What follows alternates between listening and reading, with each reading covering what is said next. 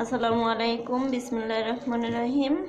আমি আজকে এখানে চিংড়ি মাছের বড়া বানাবো।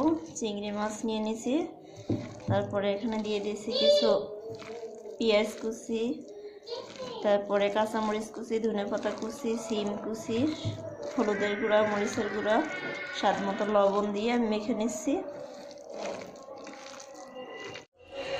আমি এই যে চিংড়ি মাছের বড়াগুলো দিয়ে দিচ্ছি সাদা তেলে।